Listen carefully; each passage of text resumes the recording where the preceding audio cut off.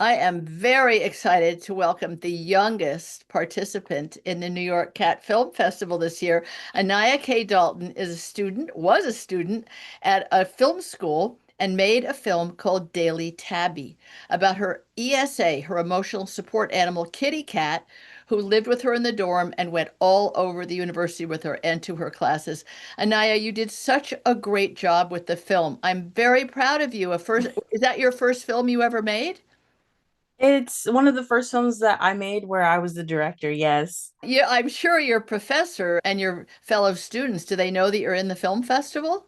Yes, I told my group projects and I also told the professor of the class that I had that we made it with, and they're actually very excited. They should be. It's a huge honor, just so you know. There's loads of people whose films are in the festival who are professional filmmakers.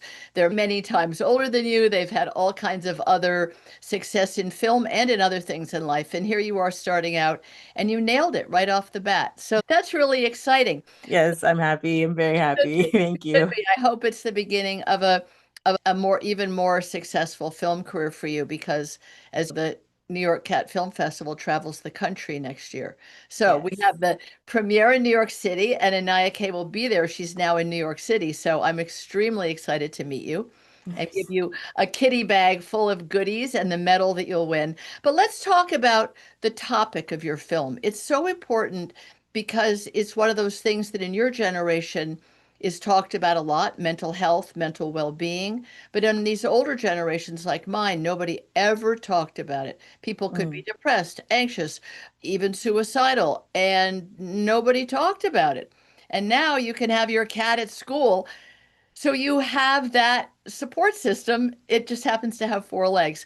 Talk about when she became your sidekick. Was it when you were a little kid, a medium-aged kid? She became my sidekick actually that year. I got her in my junior year. It was just in the beginning. It was technically it wasn't planned at all that I got her. We were technically going for my roommate. She also needed an ESA at the time. But it just happened that she didn't get the cat that she wanted, and I ended up stumbling upon Ivy, and I fell in love with her at first sight, and I like hugged her, and she was like clawing at me from out the cage, and I was like, she has to come home with me. Wow.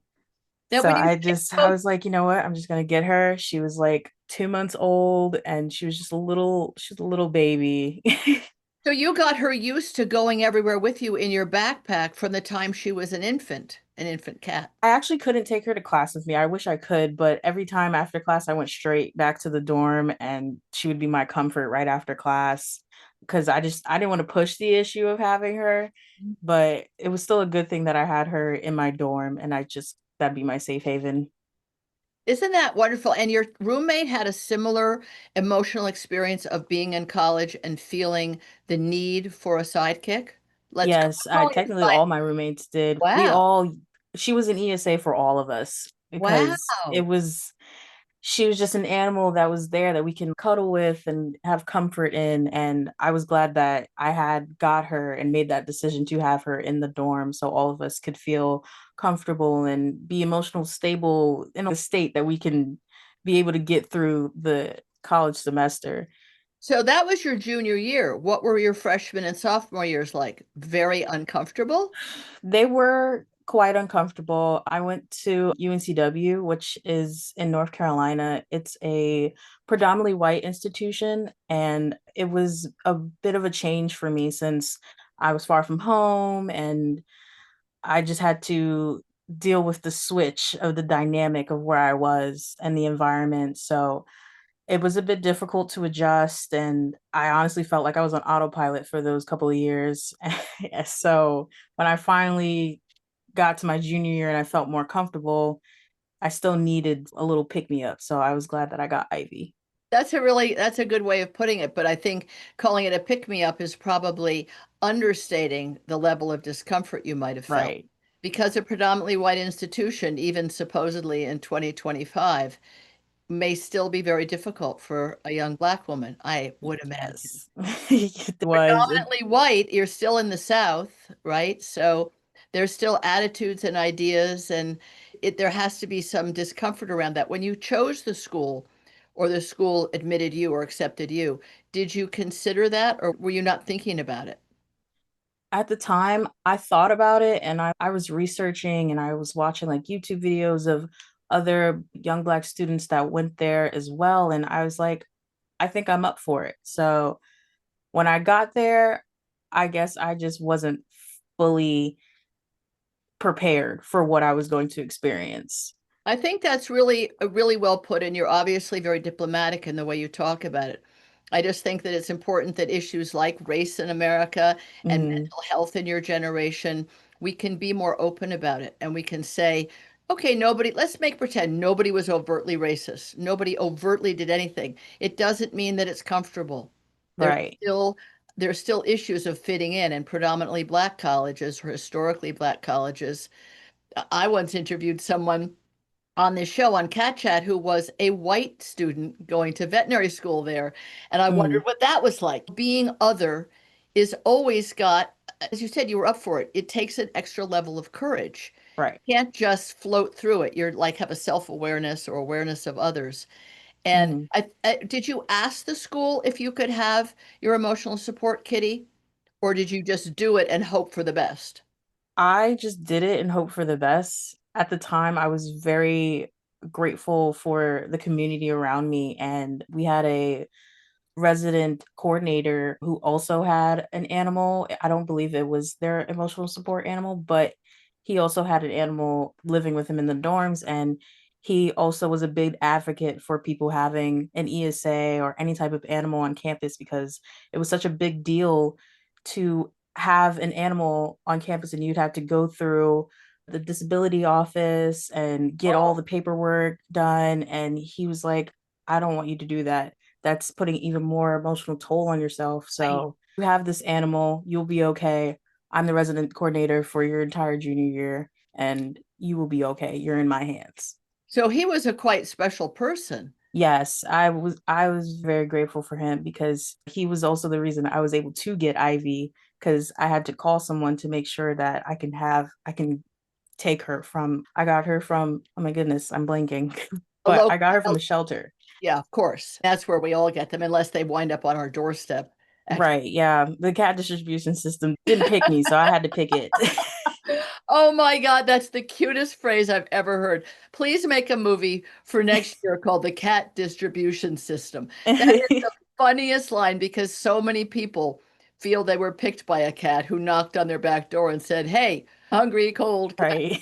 But then again, you have to have a back door that's near cats that need you and want to be an indoor cat. It looks so comfortable in Daily Tabby, your film, so comfortable walking on the desk in the classroom and being on campus and trucking around with you. I think Mm. it's because she was so young when she started, or was it just a lucky part of her personality? I believe it's a lucky part of her personality because even till this day, she loves people, anyone who comes through the door. She was open to, I had to take her on a plane one to come home because I live in New York, and she was the sweetest thing in the airport. So it's honestly just part That's of a her nature to and be open and not frightened because a scaredy cat, that Mhm. phrase is because cats are prey animals. So when they feel threatened by new things or new people, but not Ivy, she's a sort of a cheerleader for the outgoing cat community. She really is. She loves outside. That's and you take her on a leash. Yes, I take her on a leash. She has her harness and leash, and I take her outside, but she only goes sometimes and in places where, and especially if it's not hot. You're very smart, obviously. At the end of the movie, there's a beautiful scene of you taking her on a pier and then holding her in your arms and looking out at the sunset. It's very beautiful because it helps those of us who have pets but don't think of them as a necessary sidekick. Shows us that they're probably doing that for us. We just haven't acknowledged we need it. You Right. are of a generation and a personality that says, I need this. I need some comfort. I need some support. And older people were not ever taught to recognize that in themselves. Do you realize that from your parents, grandparents, older folks around you?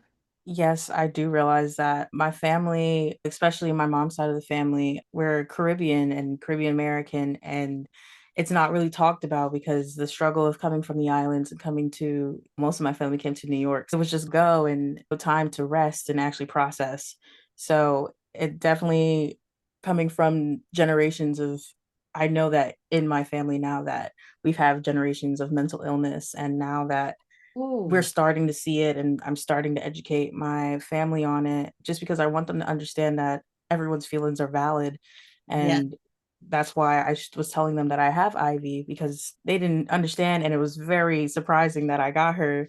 So they were understanding and now they understood. And now they're also starting to think about they need a mental health day.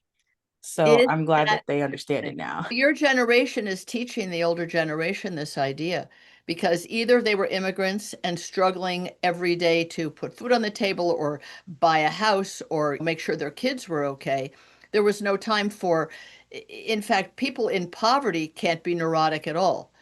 Not that Hmm. what you have is a neurosis, but that's something I've always been aware of in countries where everybody's struggling, poverty is widespread. I don't know that anybody has a minute to think about mental illness. They're just surviving day to day. But Right. immigrants who come to America in the last couple of generations, once they get comfortable, those families have never talked about how do they feel and how Yeah. could they feel better. And the idea that your generation calls something a mental health day, do you know that doesn't exist for anybody over a certain age? The idea of it, and I salute your generation for recognizing it. You're going to be a happier, healthier generation. Yes, we You know, hope to.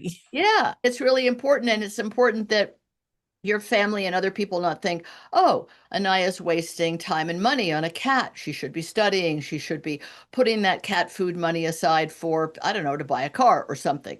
Mm, Instead of, oh, she's taking care of herself. right.